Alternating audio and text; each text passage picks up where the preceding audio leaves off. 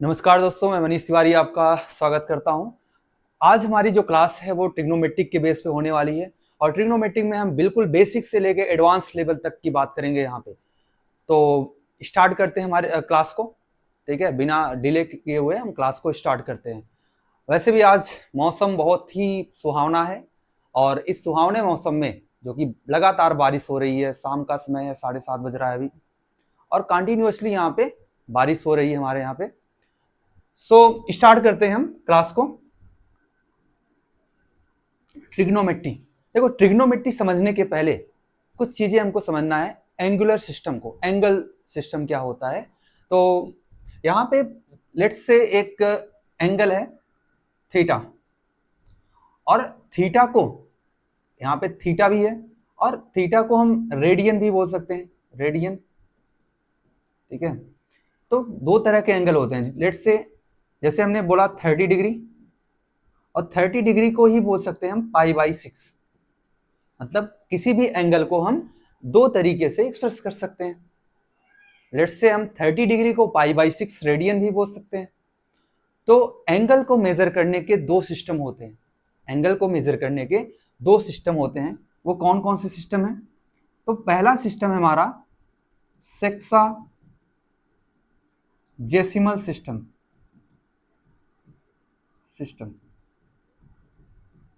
और दूसरा सिस्टम है सर्कुलर सिस्टम।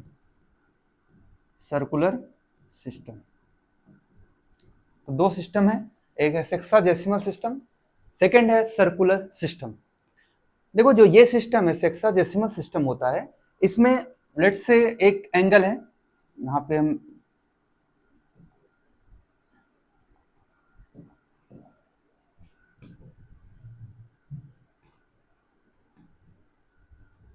इरेज करते हैं इसको।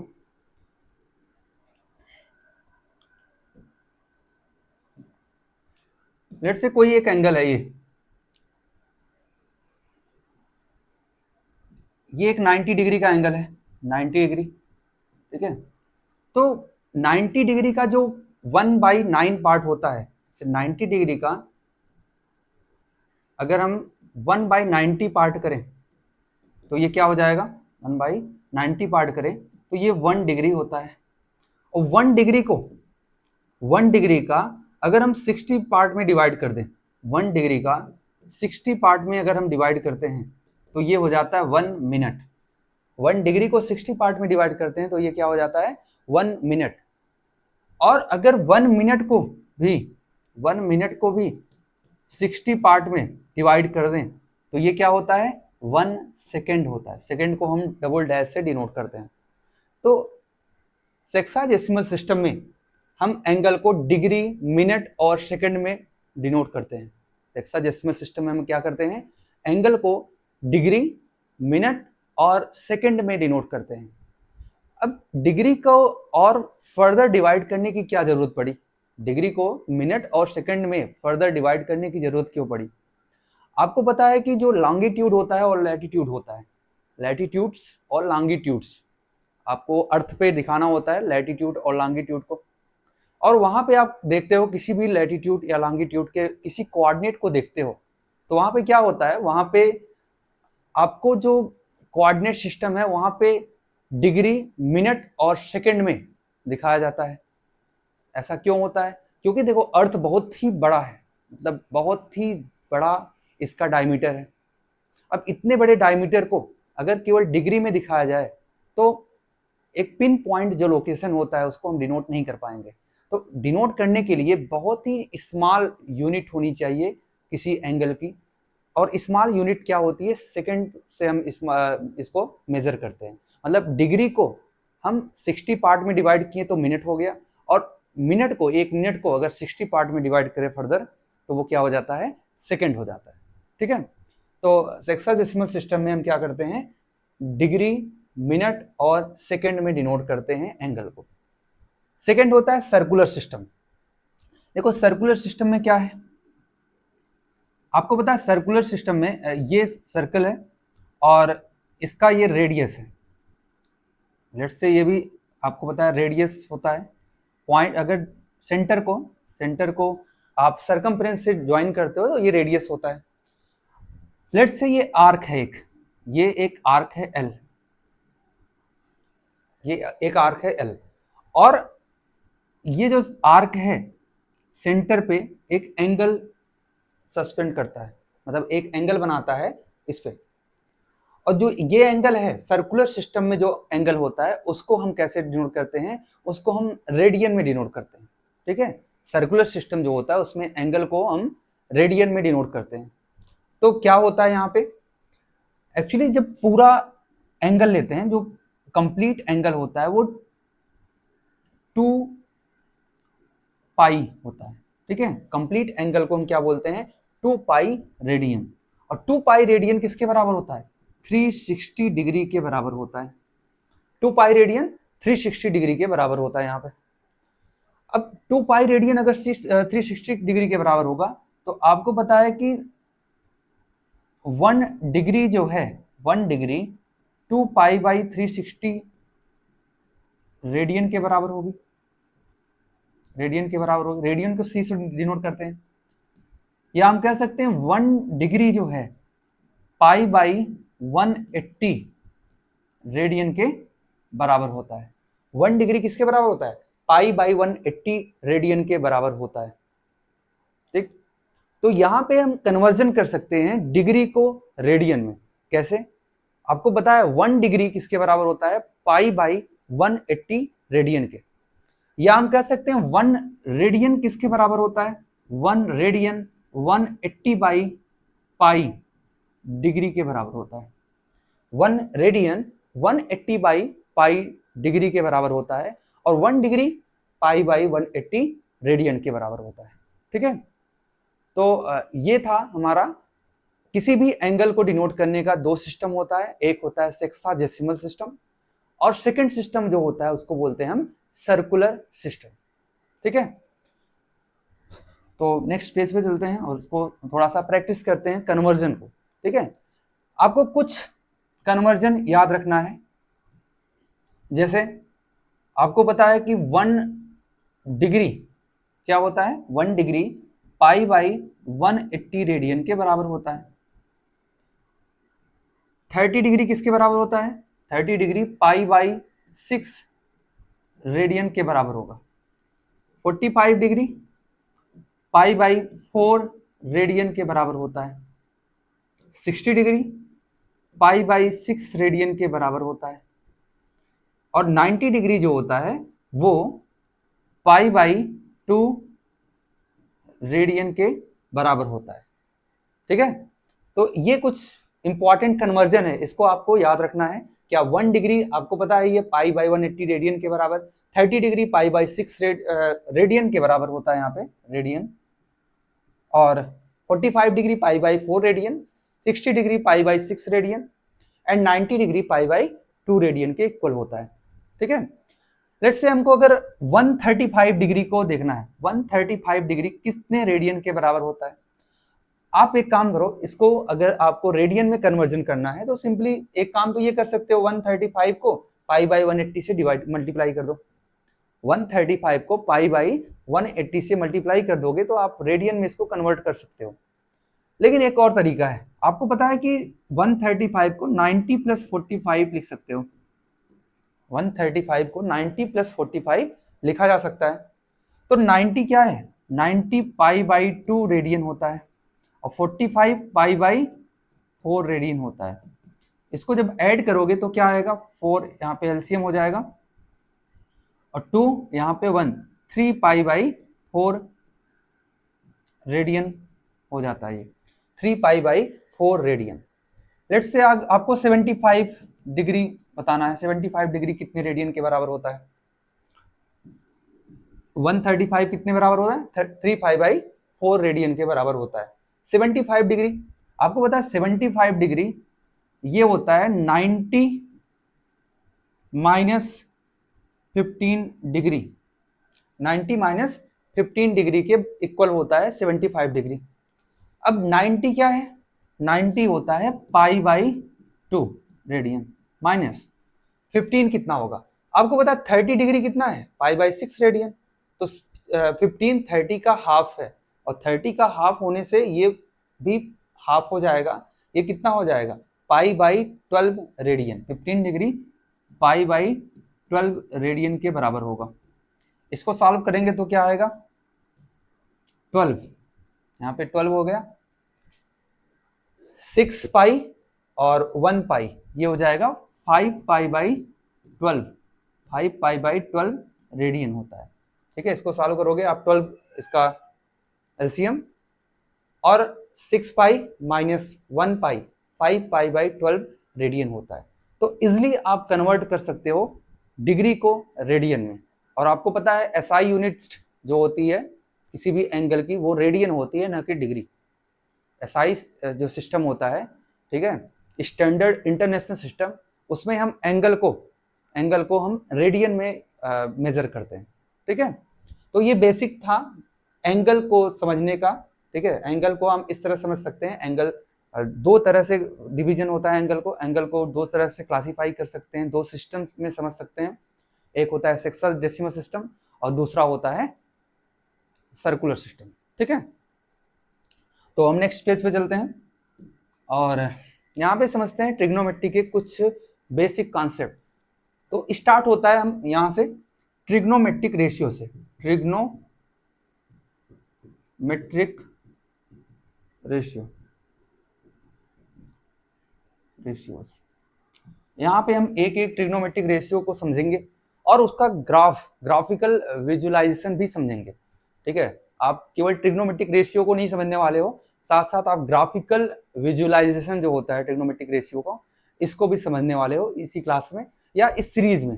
मे भी इस क्लास में ना हो पाए, लेकिन इस सीरीज में जो लगातार चलने वाली है ट्रिग्नोमेट्रिक का सीरीज, ये इस क्लास में आप प्रॉपर्ली ग्राफिकल विजुअलाइजेशन, जितने भी ट्रिग्नोमेट्रिक रेशियोज हैं या इनवर्स ट्रिग्नोमेट्रिक रेशियोज होते हैं, उनका ग्राफिकल विजुअलाइजेशन भी आप समझने वाले हो। तो स्टार्ट करते हैं। देखिए,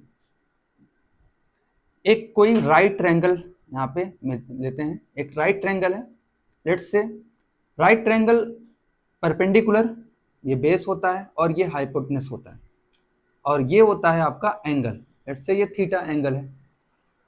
देखो, जो परपेंडिकुलर है और बेस है, परपेंडिकुलर और बेस, ये कन्वर्ट हो सकते हैं अकॉर्डिंग टू एंगल। एंगल के जस्ट सामने वाली जो साइड होती है उसको ही हम परपेंडिकुलर मेजर कर मतलब मानते हैं। परपेंडिकुलर किसको मानेंगे, एंगल के जस्ट फ्रंट वाली जो साइड होती है उसको परपेंडिकुलर मानते हैं। और बेस जो होता है वो दूसरा, मतलब आप कह सकते हो कोई भी राइट ट्रायंगल है, राइट ट्रायंगल में दो चीजें होती हैं, एक परपेंडिकुलर और बेस, और एक हाइपोटेनस होती है। हाइपोटेनस क्या होता है, जो सबसे लॉन्गेस्ट साइड होता है वो हाइपोटेनस होता है। तो परपेंडिकुलर यहाँ पे चेंज हो सकता है, लेट्स से थीटा यहाँ नहीं यहाँ पे है, यहाँ पे एंगल है, यहाँ पे लेट्स से थीटा 1 एंगल है, तो थीटा 1 एंगल के लिए जो परपेंडिकुलर होगा ये साइड होगी, न कि ये साइड होगी। आप ऐसा एग्जांपल ले सकते हो, लेट्स से आप एक गली में टहल रहे हो और सामने एक मकान है, मतलब एक बिल्डिंग है, और बिल्डिंग के छत पे कोई कपड़े सुखा रहा है। ठीक है, सुखा रहा है, सुखा रही है, चाहे जो हो सकता है। ठीक है, बिल्डिंग के छत पे कोई एक कपड़े सुखा रही है और आप उसको देख रहे हो। ठीक है, आपकी आंखें मिली उससे, तो आप किस एंगल से उसको देख रहे हो, आप मान लो थीटा एंगल से उसको देख रहे हो। अब जिस मकान पे, जिस बिल्डिंग पे वो खड़ी हुई है, वो क्या है, वो परपेंडिकुलर है, क्योंकि वो आपके आंखों के जस्ट सामने है। आपके आंखों के जस्ट सामने एक साइड होती है, उसको हम परपेंडिकुलर करते हैं। आप रोड पे खड़े हो तो रोड क्या हो जाएगा, बेस हो जाएगा। आपके आंखों से उसके आंखों की जो डायरेक्ट लेंथ होती है वो क्या हो जाएगा, वो हो जाएगा आपका हाइपोटेनस। तो इससे आप समझ जाओगे। लेकिन अगर वो आपको जब देख रही है, वो जो छत पे कपड़े सुखाने वाली अगर आपको देख रही है सामने से, नीचे से, तो उसके लिए जो बेस वो परपेंडिकुलर होगा, वो रोड होगा, और उसके लिए जो बेस होगा वो बिल्डिंग की दीवार होगी। ठीक है, और उसके लिए हाइपोटेनस तो सेम रहेगा, मतलब उसके आंखों से आपके आंखों की जो डायरेक्ट डिस्टेंस है वो हो जाएगी। तो बहुत ही आसानी से आप इसको समझ सकते हो, लेकिन इसको ध्यान रखना कि परपेंडिकुलर और बेस ये यहाँ पे कन्वर्टिबल होते हैं, अकॉर्डिंग टू एंगल कन्वर्ज हो जाते हैं। ठीक है, सो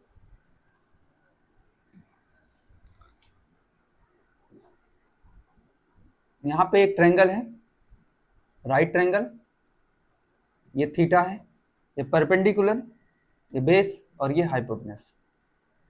तो 6 ट्रिग्नोमेट्रिक रेशियोज होते हैं यहाँ पे। तो पहला ट्रिग्नोमेट्रिक रेशियोज है साइन थीटा, दूसरा कॉस थीटा, तीसरा टैन थीटा। साइन को साइन बोला जाता है, साइन, ये होता है कोसाइन और ये होता है टेंजेंट, टेंजेंट। जो साइन रेशियो है उसको याद रखने का क्या तरीका है, साइन परपेंडिकुलर मतलब जस्ट सामने वाला जो साइड है और हाइपोटेनस का रेशियो होता है, कोसाइन बेस और हाइपोटेनस का रेशियो होता है, टेंजेंट ये परपेंडिकुलर और बेस का रेशियो होता है। 3 और ट्रिग्नोमेट्रिक रेशियोज हैं जो कि हैं कोसेक, तो कोसेक में साइन के जस्ट सामने लिखता हूं, कोसेक थीटा, सेक थीटा जो कि कास के जस्ट फ्रंट में, और कॉट थीटा। जो कोसेक थीटा है ये साइन का इनवर्स होता है, कोसेक थीटा साइन का इनवर्स होता है। मतलब साइन के लिए जब परपेंडिकुलर बाई हाइपोटेनस होता है तो कोसेक के लिए क्या होगा, hypotenuse by perpendicular. Hypotenuse by perpendicular क्या होता है, कोसेक थीटा का रेशियो होता है। और सेक थीटा क्या होता है, सेक थीटा कॉस का इनवर्स होता है, मतलब हाइपोटेनस बाई बेस। और कॉट थीटा क्या होता है, कॉट थीटा टैन का इनवर्स होता है, जैसे B by P, base by perpendicular. तो ये बेसिक रेशियो है। जितने भी फॉर्मूले डिराइव्ड होंगे ट्रिग्नोमेट्री में, जितने भी फॉर्मूले आप डिराइव करोगे लगभग फॉर्मूले में ये बेसिक रेशियोज का यूज होता है, और आपको बेसिक रेशियोज को समझना जरूरी है। यहाँ पे आप इन रेशियो से एक चीज पता लगा सकते हो कि साइन और कॉस की जो मैक्सिमम वैल्यू है वो क्या हो सकती है, साइन की और कॉस की मैक्सिमम वैल्यू क्या हो सकती है। यस, हम कह सकते हैं साइन और कॉस की जो वैल्यू है ये 1 से ज्यादा नहीं हो सकता। क्यों नहीं हो सकता भाई, 1 से ज्यादा क्यों नहीं होगा, आप देखोगे हर केस में जो साइन की वैल्यू है या कॉस की वैल्यू है ये एक प्रॉपर फंक्शन, प्रॉपर फ्रैक्शन बनेगा। प्रॉपर फ्रैक्शन क्यों बनेगा, आपको पता है सबसे बड़ी जो साइड होती है वो क्या होती है, किसी भी राइट ट्रायंगल में जो सबसे लॉन्गेस्ट साइड होती है वो हाइपोटेनस होती है, और जो लॉन्गेस्ट साइड है वो कहाँ है, डिनोमिनेटर में। और आपको पता है अगर डिनोमिनेटर न्यूमरेटर से बड़ा होता है वो होता है प्रॉपर फ्रैक्शन, और प्रॉपर फ्रैक्शन कभी 1 से ज्यादा नहीं होता, प्रॉपर फ्रैक्शन हमेशा 1 से छोटा होता है। लेकिन कुछ केसेस में एक केस ऐसा होता है जब यहाँ पे परपेंडिकुलर हाइपोटेनस के इक्वल हो जाता है या बेस हाइपोटेनस के इक्वल हो जाता है, उस केस में 1 के इक्वल भी हो सकता है। लेकिन अदर केसेस में हम कह सकते हैं जो साइन और कोसाइन की वैल्यू होगी वो हमेशा 1 से छोटी होगी, 1 से कम ही होने वाली है, 1 से बड़ी नहीं होगी।